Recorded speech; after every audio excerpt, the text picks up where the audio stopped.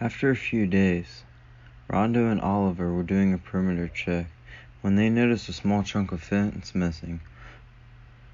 They started walking around the nursery. Rondo asked Oliver, "What do you think about this place?" Oliver says, "This place is a glory. It's glorious, it's defendable, and we have the guns to defend it." Rondo shook his head. "Yeah, but food is going to be a problem in the long term. And what if the deadheads just decide they've had enough feasting in the city and come to eat our goddamn brain?" Oliver looked down. They approached a section of fencing and raised their guns. They quickly repaired the section of fencing. "I haven't come out this far. This is Vanessa and Charlie's area of the perimeter duty. They were probably getting their rocks off and didn't notice," Oliver said. They began to fix the fence. Walking back, Rondo began to ask, "I'm guessing that's how them motherfuckers got into our shit. When I find them assholes, I'm going to kill them." A few days later, doing a perimeter check, William and Charlie are scouting the perimeter. They notice a group of survivors. They decide to mind their own business, but Charlie can't help but recognize Alan Lee. William whispers to Charlie, "That could have been the guy that broke into the house." Alan looked around. "He has a shotgun. You know, the guy that broke in stole my AK," Charlie whispered. William looked at him. "What if he doesn't have it on him right now?" Charlie said. "Okay, let's go talk to them."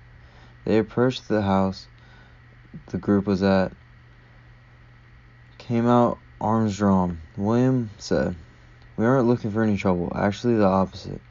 We were wondering if you guys know what the hell's going on." Alan said, "Why don't you lower your weapons and we can discuss?" Charles laughed. "We aren't lowering shit. Where do you guys come from?"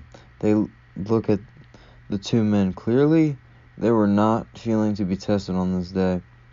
"Okay, you win. We'll lower our weapons as a sign of good faith." Charlie shook his head. "Where are you guys from?" William said. He looked at him, not willing to put his gun down. Neither of the Garver brothers were going to put their guns down. "We are from a community not far from here." They were held up in an old abandoned Kroger from last year. "We run monopoly on gas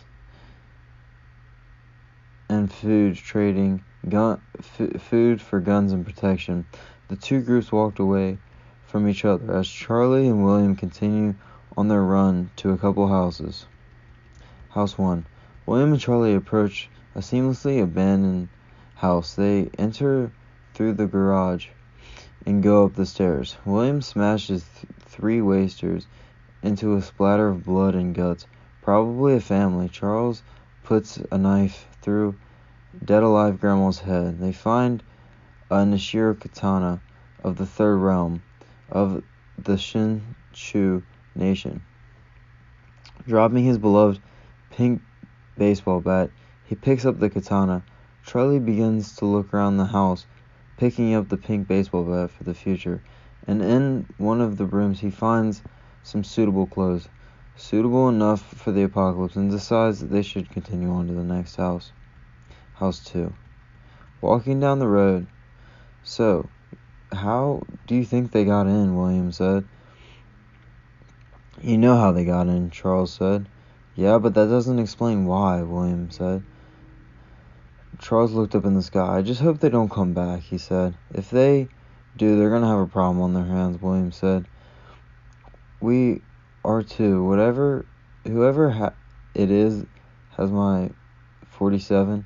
William shook his head. "Whatever it is, we'll deal with it." House 3. To be continued. A week after the invasion, the group was having an afternoon discussion about where they could go at this point. These were somewhat daily discussions.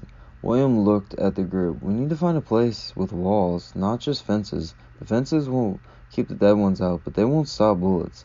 Charlie was thinking to himself. Rondo said, "Where are we supposed to go, William? There's nowhere to go. Don't you get it?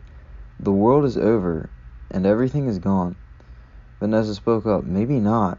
Charlie looked up, breaking his deep trance. What do you mean, Vanessa? Speak your mind. Vanessa looked at Charlie, appreciating his support. Well, I heard about a possible place. Charlie asked her to explain. She said, well, I was always the one to be in the house. I would always be in my room, and my mom would have always had the TV at max volume because when she was 9, she got an ear infection and since then can only hear out of her left ear. Anyways, when this all started, Channel 9 was on air and they said something about a refugee camp that people were flocking to called Garland. Said they claimed they had the cure.